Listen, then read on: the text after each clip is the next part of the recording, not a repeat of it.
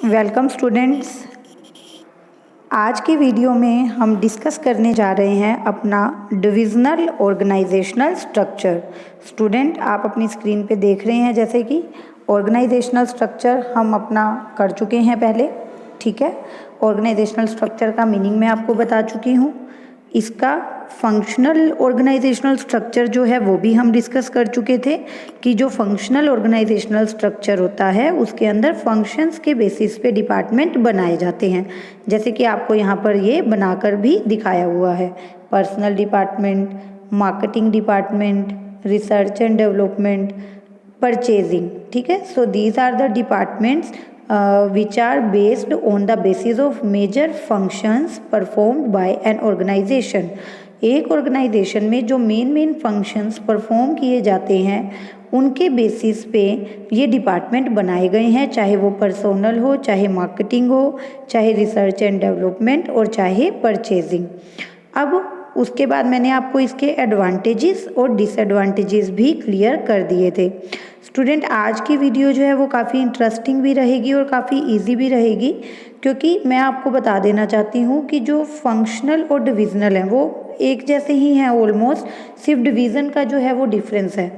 जो फंक्शनल था उसमें हम फंक्शंस के बेसिस पे डिवाइड करते थे, जबकि डिविजनल ऑर्गेनाइजेशनल स्ट्रक्चर में हम डिविजन्स बनाते हैं, डिपार्टमेंट्स बनाते हैं यूनिट के बेस पर। यूनिट का मतलब क्या होता है? जो मेन प्रोडक्ट कंपनी बना रही है उनके बेसिस पे डिपार्टमेंट बनाना।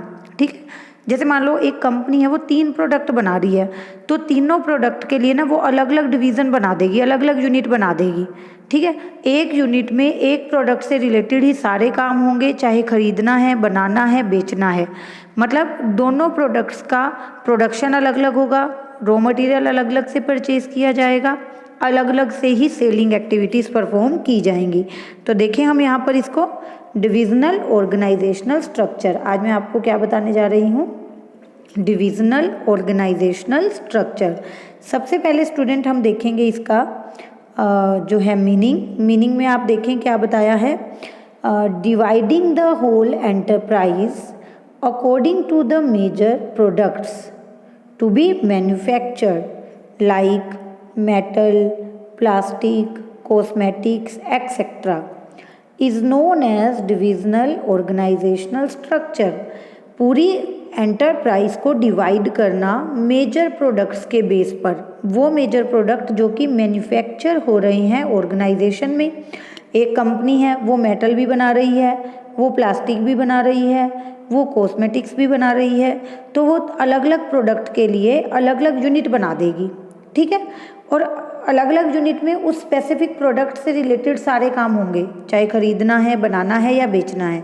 तो इसको हम क्या बोलते हैं? Divisional organisational structure. Okay student, अब जैसे आपको ये एक चार्ट दिख रहा होगा, उसमें देखो क्या किया हुआ है। एक मैनेजिंग डायरेक्टर है, ठीक है, इन्होंने क्या किया हुआ है, अपनी 4 यूनिट्स अलग अलग बना दी।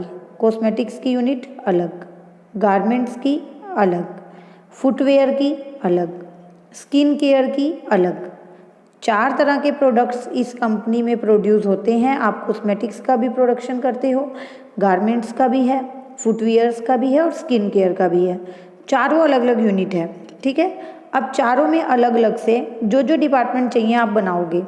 गारमेंट्स में आपको पर्सोनल चाहिए, मार्केटिंग चाहिए, रिसर्च एंड डेवलपमेंट चाहिए, परचेज चाहिए। आपने 4 डिपार्टमेंट बना दिए। अब देखो जो गारमेंट्स में ये जो परचेज डिपार्टमेंट है ना, वो सिर्फ गारमेंट से रिलेटेड जो भी परचेज करना है वो करेगा। इनका फुटवियर, स्किन केयर, कॉस्मेटिक्स से कुछ लेना देना नहीं है। जो गारमेंट्स में, गारमेंट्स की यूनिट में ये जो मार्केटिंग डिपार्टमेंट है, ये सिर्फ गारमेंट्स की मार्केटिंग करेगा। इसको कॉस्मेटिक्स की मार्केटिंग से कुछ लेना देना नहीं है, फुटवियर की मार्केटिंग से कुछ लेना देना नहीं है, स्किन केयर के प्रोडक्ट से भी कुछ लेना देना नहीं है। हर एक यूनिट अपना पर्टिकुलर यूनिट का ही काम करेगी, हर एक डिपार्टमेंट अपनी पर्टिकुलर यूनिट का काम करेगा।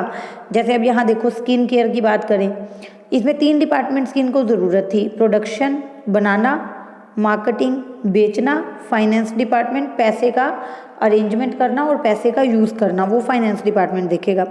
तो अब ये जो प्रोडक्शन डिपार्टमेंट है स्टूडेंट यहाँ पर स्किन केयर यूनिट में, ठीक है, स्किन केयर डिवीज़न में जो प्रोडक्शन डिपार्टमेंट है वो स्किन केयर के प्रोडक्ट्स प्रोड्यूस करेगा। कॉस्मेटिक बनानी है, गारमेंट्स बनाने हैं, फुटवियर बनाने हैं, उससे स्किन केयर डिवीज़न को कुछ भी लेना देना नहीं है। ओके, तो ये आपको समझ आ गया। अभी आगे बात करें हम सुइटेबिलिटी की, कि ये जो ऑर्गेनाइजेशनल स्ट्रक्चर है ये कौन सी ऑर्गेनाइजेशंस में सुइटेबल है। ठीक है, so this structure is suitable in organisations producing multi products. Obvious सी बात है, ये ऑर्गेनाइजेशन वहाँ सुइटेबल है जो मल्टी प्रोडक्ट्स बनाते हैं। ठीक है, मल्टी प्रोडक्ट्स का मतलब क्या होता है स्टूडेंट्स, एक से ज़्यादा प्रोडक्ट प्रोड्यूस करना।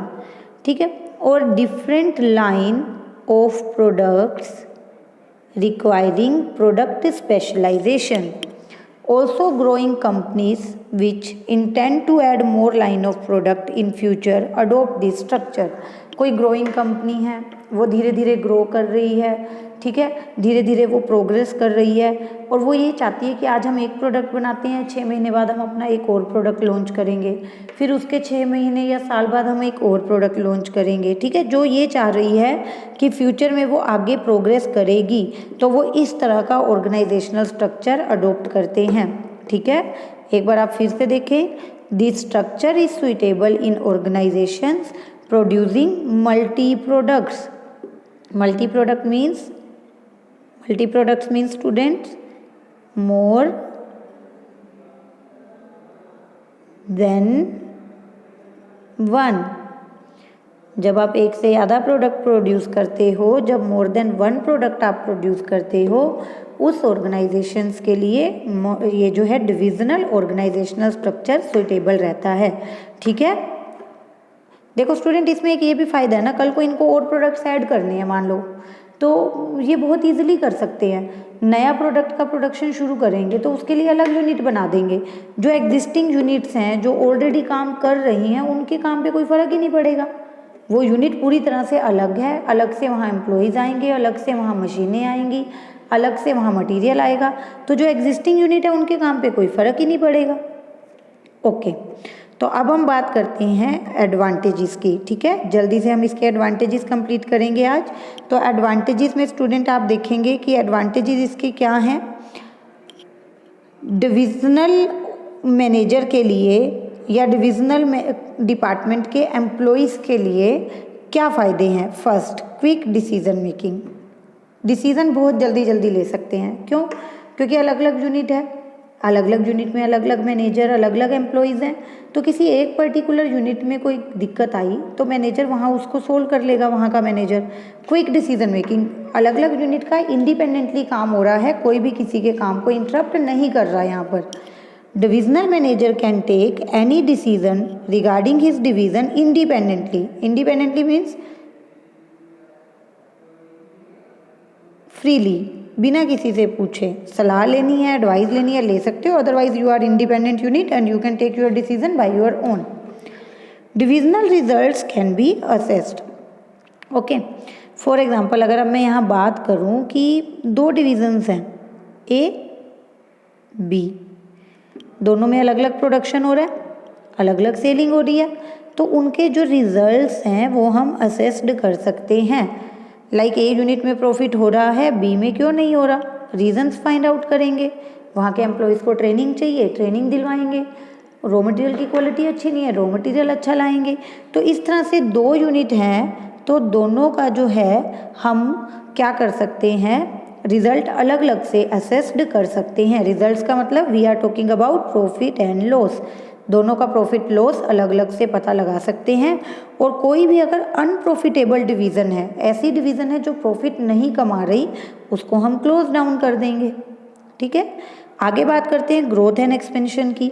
इसमें क्या है स्टूडेंट, ग्रोथ और एक्सपेंशन बहुत इजी होता है।